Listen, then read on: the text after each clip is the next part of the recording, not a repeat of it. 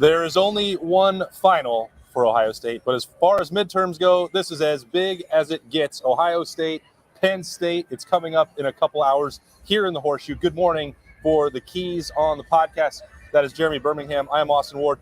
And you know it's a big game because the booth is expanding, and we're going to slide in. Look at this. He's here. Chris Collinsworth himself, Bill Landis. I don't like that comparison. Oh, all right. Yeah. Well, you're better, in fact. Thank you. And more valuable to us. We are glad to have you back on the pregame Keys. We're going to get to the availability report in a bit. First of all, I know there's a reason why I have to wait. I know we'll get to it. It's important. But the atmosphere down here, pretty good so far. Yeah, I saw multiple people falling down drunk on the way into the stadium, which is what you want to see at 8 o'clock in the morning for a noon kickoff in a game of this magnitude. You got to start early. Good on you. That's right. Good going. We drove in a little earlier than normal because Ohio State said arrive early. We got here before like the security setups and all that stuff were in place, and it felt a little bit like the calm before the storm. It's a beautiful day, which was unexpected a couple days ago. There's still a slight chance for some rain showers in the middle of the second half. Here he goes. But that's cool. It's going to be beauty. It's going to be a beautiful day. I woke up this morning and I was like, got yourself a gun? I had that song in my head, the Sopranos theme song that's been in my head all morning for some reason. I did not get myself a gun. I did, however, just wake up feeling like this is a big ass game.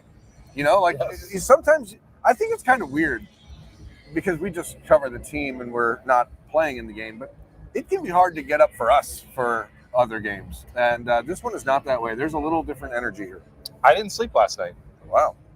Really? Yeah. Wow.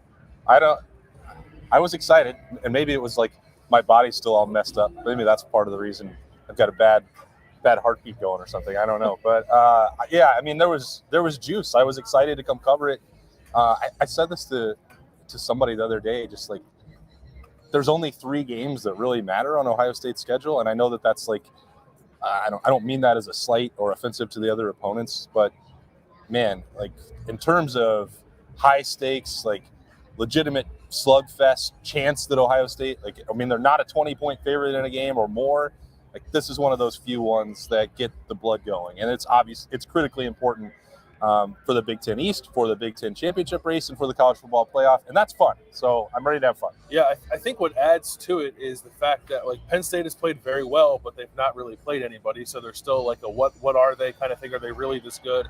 And then for Ohio State, like everyone knows this team's ceiling, but they haven't really, I guess, like consistently gotten there. Like we've seen snippets of it for sure on the offensive side, particularly. But I think people are waiting for that to kind of click into gear too. If they do it against this defense, watch out. All right, Burn, give us the first key. We got a couple more minutes, and then I promise I'll get to the news. I mean, it sounds simplistic, I guess, but Kyle McCord has to outplay Drew Aller. He has to be the consistent quarterback. He cannot make mistakes early in this game to give Penn State any sort of momentum. So you can take some shots, you can be aggressive with McCord, but he has to be smart in those moments, and he cannot throw the ball up for grabs or put the ball on the turf, which he's had a propensity to do this season. So Kyle McCord in that first quarter, no turnovers in that first quarter, and just smooth sailing, just nothing that puts the Buckeyes well behind schedule or gets you off your rhythm early, because this is not the type of game where you can give them any sort of advantage early. They've done that in the past and survived, but I agree that you shouldn't keep trying it. Yeah. It's not a winning, It's not a way not to live. usually a long-term formula for success. Bill, what do you got? I guess it's a kind of along similar lines. They need to make Drew Aller prove that he can be like a playmaker in like third and medium, third and long situations. I know I've talked about it all week, but I really do think it's the most important thing in this game. Ohio State's defensive line in particular, and the defense as a whole, I think really needs to bring it to Penn State's offense and probably be a little more aggressive than they have been at times this year, especially against the run on early downs. If Ohio State comes out and sort of plays the way it's played, which is fine. Like I don't have any problem with bend but don't break, whatever you want to call it, because they keep points off the board. But Penn State is very comfortable swimming in those waters. They want to go 4 yards at a time, and they've been good at getting it in the end zone, kind of despite that. Usually teams kind of stall out at the 20. Penn State has not really done that this year. Like one game they did it, but otherwise they haven't. I think Ohio State's defense needs to dictate terms to Penn State's offense, not the other way around. Doesn't that come down to tackling? Like, I mean, especially with a guy like Drew Eller, 6'5", almost 250 pounds. There's been a lot of times when you see Ohio State defensive linemen or linebackers hit a guy and they're not going down. Yeah. Like, you got to tackle. Those 2 yard runs that Penn State is going to be comfortable with, have to stay 2-yard runs. They can't turn to 5 or 6. All right. Well, the Ohio State defense is going to have to do that today without Denzel Burke. He is unavailable. Ohio State's availability report has been confirmed as of this moment. Denzel Burke is out. Travion Henderson is also out. 2 big starters for Ohio State. This will be the 3rd game in a row that Travion Henderson has missed at running back. And you look at Denzel Burke in this matchup, and what that might mean for Drew Aller, for that tackling that you're talking about, the work in the secondary, eliminating the explosive plays. We still don't know 100% what is wrong with Denzel Burke. It seems to be a leg injury of some sort, but he was not on the practice field when Bill and I were in there on Wednesday. Didn't see him leaving, so we don't have we've not got any insight from the rest of the staff. We know still that Travion Henderson is dealing with that upper body injury that he suffered at Notre Dame.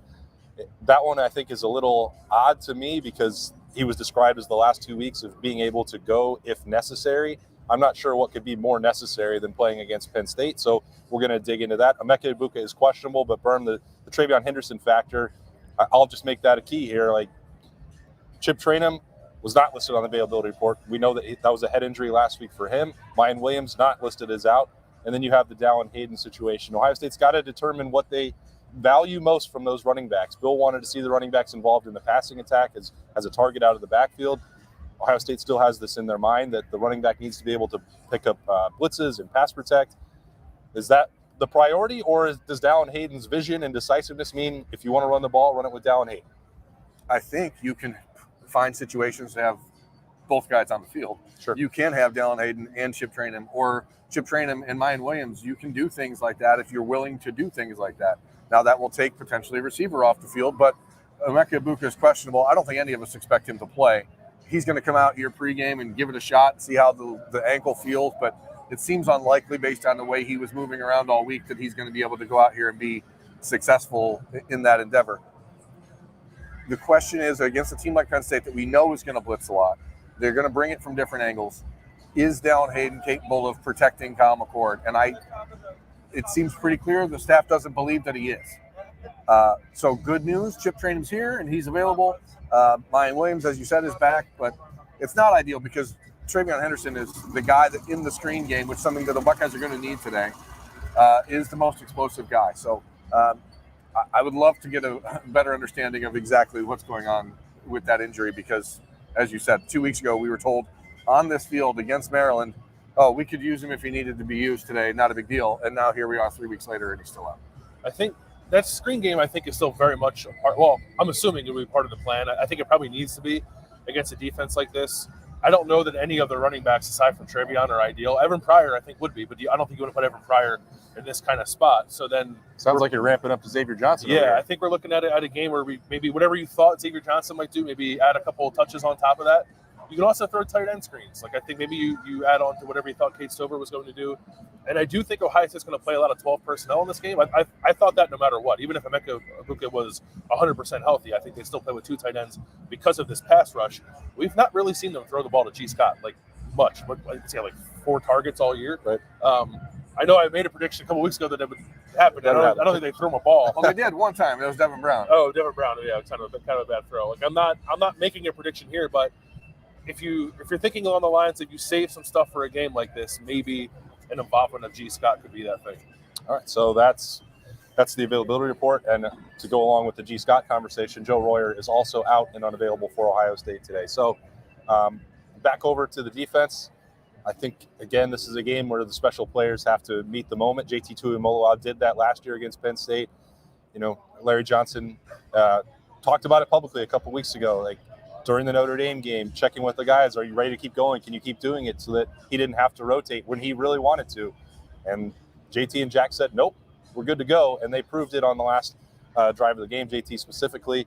Jack had a good week last week rushing the passer, probably feeling a little bit more confident. Not sure that he's ever lacking in it, but these guys have to meet that moment. If you're going to, the things that you guys talked about with Drew Aller, if you're going to make him uncomfortable and make him feel the pressure of 100,000 in here, that also has to come from the field as well. And those defensive ends have to be at their best. Get pressure with that. I think the only reason I bring it up that way is that by now, Tyleik Williams and Mike Hall seem pretty established. You can pretty much bank on that happening for Ohio State coming up the middle. Edge play is going to be important. Yeah, to me, we're going to expand that edge, and it's how does Davison Igbinosun handle flipping sides of the field. which is, I think, what we expect will at least happen at the start of this game with Denzel Burke out. You should see Davison Igbinosun on the boundary side, which I think for him, as much as we've seen him all year, he gives a little space. It's going to be a different island out there if you're on the boundary versus the field. How does Jordan Hancock handle being back outside if that's the move? Does Jermaine Matthews step up? Like, there's some questions here that are going to be answered in a couple hours. But for me, it's Igbinosun. Like, he has been this close all year long to really making a number of big plays. He's been the guy that opposing teams have sort of picked on because Denzel Burke has been so good. So he's going to need to have those antennas up today because he's going to be the guy that Penn State is approaching and going after. If I flip to the other side of the ball for a key guy, this happened with the Notre Dame too. We talked about that defense, like how Ohio State's tackles might handle that, but we didn't talk much about the interior of the offensive line. Carson Hinsman has to play his absolute best game today. Manny Diaz likes to twist his defensive tackles. He'll send pressure through the A-gap. He's going to test everybody on that line, right? And maybe you don't love the one-on-one matchups for Ohio State's tackles against Penn State's defensive ends, but you have a redshirt freshman center who's only played a handful of games, who's been a little up and down, I think, this year. I would imagine that might actually be the spot where they try to test the vulnerabilities the most, Penn State's defense. So he's got to play well, and it's a hard spot. Like, you can get help from the guards there, but you're not getting a chip from a tight end. You're not getting a chip from a running back when you're playing center. So that's a big spot. And it's not a game like Notre Dame where you're talking about big physical defensive tackles. It's the smaller, quicker stuff. Yep. The decisions that he has to make are mental today. It's not about getting physically outplayed or whatever, because he should be able to deal with what Penn State has in the middle. But it's about recognizing and seeing what they're doing. I can't get the series history with these two teams really out of my head, and I've also seen enough problems in the last year and a half on special teams to be on alert for that. This is a game where Parker Fleming has got to earn that special teams coordinator money and title.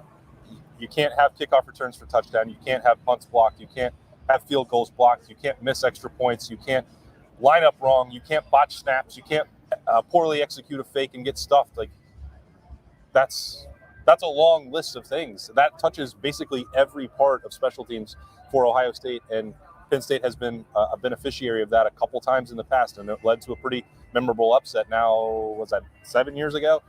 Yeah. Be sharp. You have the best roster in America. There's no excuse for it. You got to be special on special. It's been a deciding factor in these games a couple of times in the last few years, and I want to see just Ohio State put their playmakers in position to make plays. So, I understand, you're going to probably not have a Mekabuka, even if he is playing. I don't think you're going to put him back there to return punts because it's just an extra opportunity for him to get hit. Give some guys a shot here and see what they can do. I like what Jaden Ballard has done in the return game so far, so feel free to take a shot. I mean, go out there and try to block a punt. Do the things that Ohio State has done successfully, and it seems like every time they try to block a punt, they do. So, for me, I would just do that more often. It's too easy. They want to raise the degree of difficulty. Yeah. Final key for me, ultimately, is the stadium. It needs to be as loud as it's been in a long time in this building. Last year against Michigan, the last big game inside the Ohio Stadium, got real quiet in the beginning of the second half, and it didn't help Ohio State. I heard Nick Saban this week talk about how he wants the fans to bring the energy and stop relying on the players to give them a reason to. He said, just one time, do it for us. Ohio Stadium is not. Nick's going through it. Huh? Wow, yeah. Ohio Stadium is not to that degree. This place gets plenty loud, but it needs to be loud and stay loud throughout this entire game. And I think they're ready for it. I think the weather showing up the way it did it certainly make that easier. I love when he brings it right back to the weather. Right. It's always the most important. It's an elemental component of life. When you see the sun, you are in a better mood. That is true. I checked in the press box before I came down. Ohio State is the line has moved further in Ohio State's favor. They are up to a 5-point favorite according to the last app that I looked at. I won't tell you who it is until they start sponsoring the pick show. But for whatever that's worth, there is attention on the Buckeyes and money. You think that's going to change now that everyone knows that those three? Well, players I think they already know. Yeah, they have a way of knowing. Yeah, it's just weirdly, last week's Travion Henderson bets disappeared around 9 o'clock on Friday night. Who can say why that was? Anyway, Do you have anything else, Bill, or are we good to go for this matchup? One more point about the weather. No, Yeah, that's what I thought. Let's talk about it. It's beautiful. Come on out. If you can't, well, if you have $1,000 laying around, you want to come see Ohio State, Penn State, that's your only option now, because it's going to be a wonderful atmosphere down here. It already is. Great to be here, ready to cover it. We'll have, afterwards, Doug and Bill will have the postgame show going live. They'll be up there in the press box. Berm and I will still have snap judgments in the notebook and everything else that you have come to expect with coverage of big games in every game on the podcast. So thanks for joining us this morning to get ready for Ohio State and Penn State at noon. That's Bill Landis and Jeremy Birmingham. I'm Austin Ward. Enjoy the game.